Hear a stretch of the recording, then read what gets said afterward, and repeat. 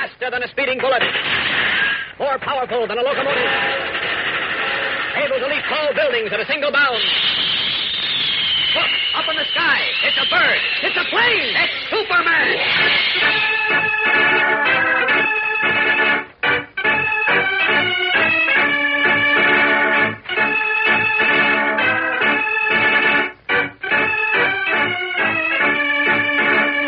Yes, it's Superman, strange visitor from the planet Krypton, who came to Earth with amazing physical powers far beyond those of mortal men, and who, disguised as Clark Kent, mild-mannered reporter for a great metropolitan newspaper, wages a never-ending battle for truth and justice.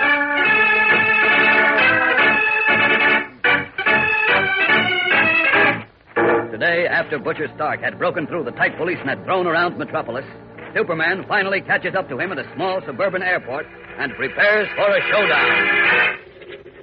Now, this is the car he used, all right. So he must be here, ready for a getaway. Now, let's see. He's not in that plane warming up on the runway. He's not in the hangars. Well, then where it... There he is. In the administration building. Now, Butcher Stark, it's you or me.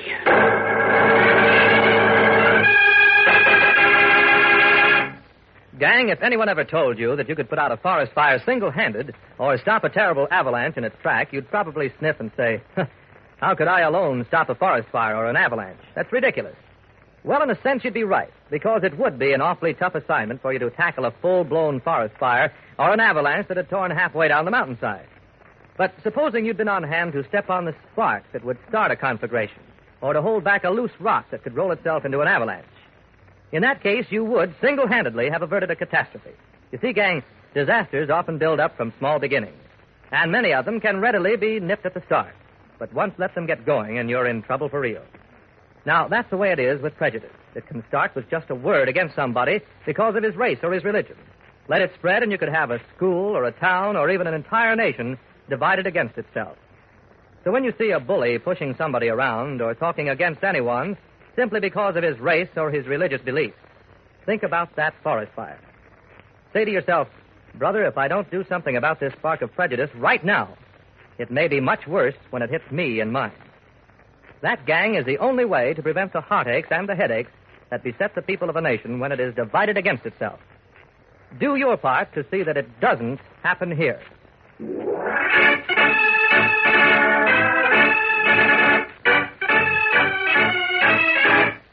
And now, the adventures of Superman. Unknown to Superman, Butcher Stark, the escaped convict and ruthless killer, has allied himself with the Scarlet Widow, an old and dangerous opponent of the Man of Steel. Together, combining her brains and his deadly power to shatter solid objects and render people unconscious by the sound of his voice alone, they have begun a secret campaign of crime. But now, Superman, following closely on the convict's trail, has tracked him to a small airport. And though he remembers all too clearly how Stark overpowered him in their first meeting, he prepares to face the deadly killer again. I could go in and get him there, in the administration building. But there are other people around. They might be hurt. Besides, I want to see who his partner is. No, I'll just wait out here. If he's going to take the plane that's warming up on the runway, he'll have to pass right by me. Then, we'll see. Determined not to lose sight of Butcher Stark for 1 second, Superman is unaware of a tall, shadowy figure gliding soundlessly across the field behind him. The figure wearing a long black dress beneath a flowing cape, its collar high, shielding drawn white cheeks, heavy-lidded eyes, and sleek, glossy black hair. It is the Scarlet Widow, who pauses watching him and waiting for his meeting with Stark.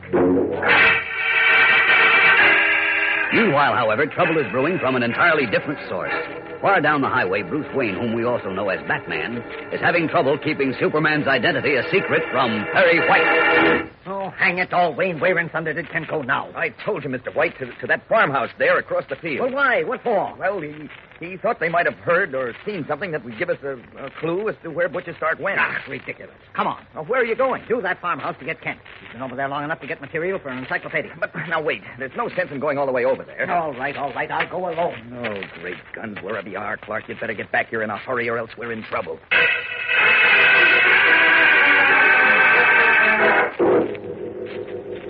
There he comes. Out of the administration building, and I was right. He's heading this way. He is going for that plane. And I'll just have to hit him fast and hard before he has a chance to use his voice. He's too dangerous to play around with. Okay, another 3 yards, Stark, and you'll get the surprise of your life. There. Now. Superman! Wait! What the? Remember me. Great Scott! The Scarlet Widow. Hey, what's going on? Get him, Butcher! It's Superman! Oh, it is it? Oh! More, Butcher! My head! More! Don't mind me! I'm behind you! Get here! So you're Superman, huh? Oh. The big guy himself. Well, let's see if you can take it as well as dish it out. I'll show you how I can take it. You're stumbling around like you punched us now. You'll fold in a minute. No. That's it, Butcher!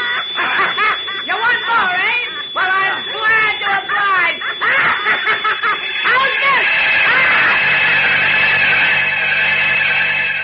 As wave upon wave of deadly high-frequency sound throbs painfully in his head, the Man of Steel weaves drunkenly, staggers over the grassy turf of the field, but still fights back, trying desperately to reach Stark to curl his fingers around the killer's throat and choke off the maddening sound. But the Scarlet Widow thinks fast. Come on, Butcher! Into the plane! Quickly! As Superman staggers uncertainly again, groping blindly, the convict dashes for the plane. Then, in a matter of seconds, he is safely aboard with the Scarlet Widow and is roaring down the runway into the cloudy night sky.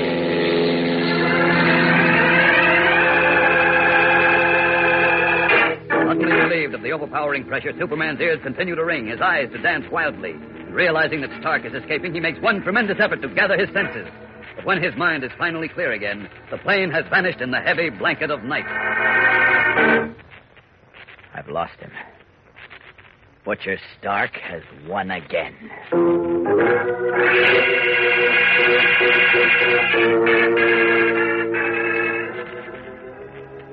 Say, Wayne, what's going on? This house is dark. Kent isn't here. Well, he's probably gone back already, Mr. White. Now, come on, maybe we can catch up to him. Are you kidding? We would have seen him if he'd gone back. Well, maybe not. It's the dark night, you know, and Stand where you are, or I'll fill your hide full of What in birdshot. places? Stay put, I said. Not it. Call the police. Oh, just a minute, sir. Come sneaking around my farm, will Put you? that gun away before you hurt somebody. What are you doing here at this hour of night? We're looking for a friend. We came over here to talk to you. Mr. White, Talk to me? Ain't been nobody here talking to me. Are you sure? Sure, I'm sure. Now get off my property. Go on, get. Get before All right. Relax and go back to bed. All right, now, Wayne. Now, what's this all about? I don't understand it myself, Mr. White. You see, You understand plenty. Now, come on. Out with it. Where's Clark Kent? Frantic, Bruce Wayne searches for an answer to Mayor White's question, but can find nothing to say. Any reply could be the wrong one, could plunge Kent deeper into trouble and reveal the all-important secret of his double identity. What can Wayne do? We'll know more in a moment, gang, so keep listening. In just a few weeks, gang, we're going to see one of the world's great athletic spectacles. I mean, of course, the 1948 Olympic Games, which get underway in London, England on the 29th of July. The greatest athletes of most of the countries of the world are now training to meet each other in just about every known form of sports competition, from the 110-meter high hurdles to plain and fancy high diving. Yes, it's a great event, and it's produced some great champions. Here are the names of just a few of them. Jesse Owens, Ray Barbuti, F.W. Kelly, C.E. Dvorak, Meyer Prinstein, Pete Desjardins, Albina Osipowicz, Sam Berger, Charles Erickson, Duke Kahanamoku. That sounds as if these people came from countries all over the world, doesn't it? Well, they don't. Those names belong to all Americans. And when I say all Americans, I mean it in the finest sense of the word. They are American champions who are descended from Scandinavian seafarers, African slaves, Southern European peasants, Northern European clerks, or Central European merchants. They are people whose ancestors brought the strength of their culture to our land and became all Americans. And, gang, the very fact that we have such a variety of names among our Olympic champions is an indication of why America is great. It shows that when we picked our team, it didn't matter what a man's name was or who his parents were. The only thing that counted was whether he could run or swim or box. That is the American ideal of true sportsmanship, and it's a good one to live up to. Let's always have all Americans of all races, creeds, and national origins pulling together at all times.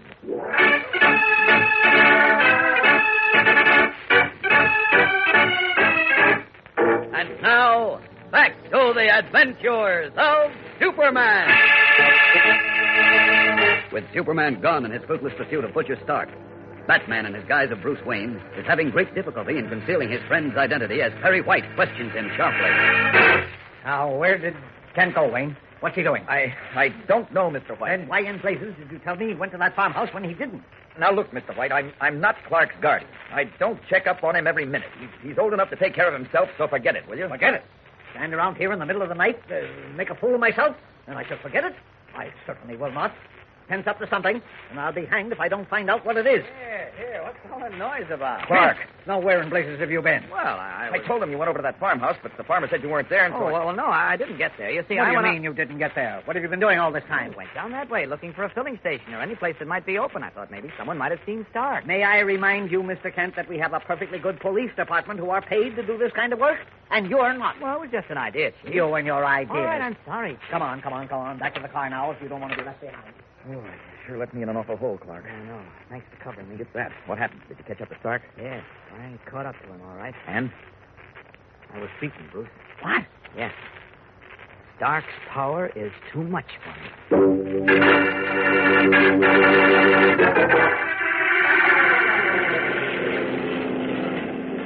You were very successful, Butcher. My congratulations. Thanks, Widow, but I couldn't make him fold like all the others do. Never mind. It's enough that you staggered him. Hurt him badly. That's more than anyone has ever done to Superman before.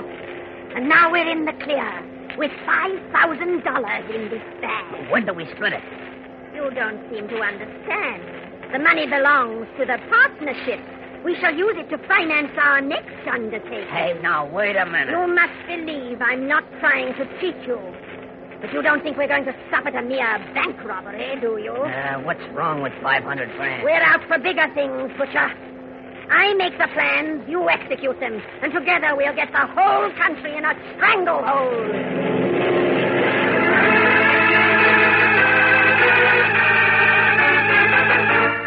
With a sinister smile on her thin lips, the Scarlet Widow settles back in her seat and unconsciously curls her tapering fingers in a gesture of greed.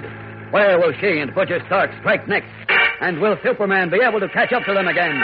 Our story takes a new twist Monday, gang, so be sure to listen. Tune in, same time, same station, for episode 9 of The Voice of Doom on The Adventures of Superman.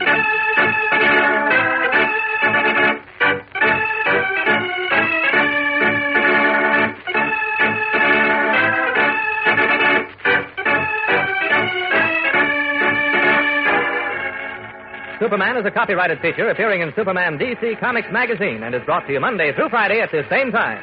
Watch for the Superman Adventure serial soon to be shown at your local movie theater.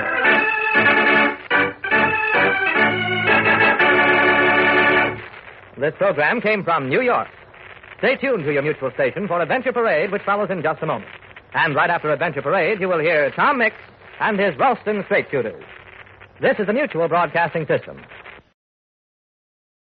Welcome back. Batman's playing an interesting role in this serial as kind of the guy who helps Superman get through things. Because usual serials are kind of drug out by the fact that Superman can't get away from anybody, and this leads to extra time where the bad guys can do what they want. Here they've definitely got a story to tell, and Batman's running interference. It's almost sidekick-esque. So I don't know if it's a particularly good thing for Batman, but I like the idea of having a character who is in on Superman's secret and is actively helping him to deal with the Superman stuff so that he can get on with the adventure. Of course, the Scarlet Widow is definitely making an impact here, as the partnership in the firm of Widow and Butcher.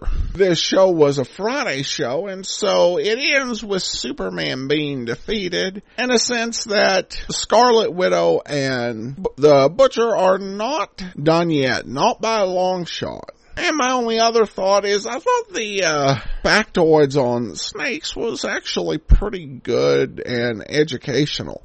I was kind of expecting it to turn into some talk about prejudice, but it didn't go there. Apparently they decided just to focus on snakes of the reptilian kind. For that episode anyway. Alright, well that will do it for today. Join us back here on Sunday, Part 9 of The Voice of Doom. If you do have a comment, send it to me, Adam at adamsweb.us, and be sure and rate the show on iTunes. From Boise, Idaho, this is your host, Adam Graham, signing off.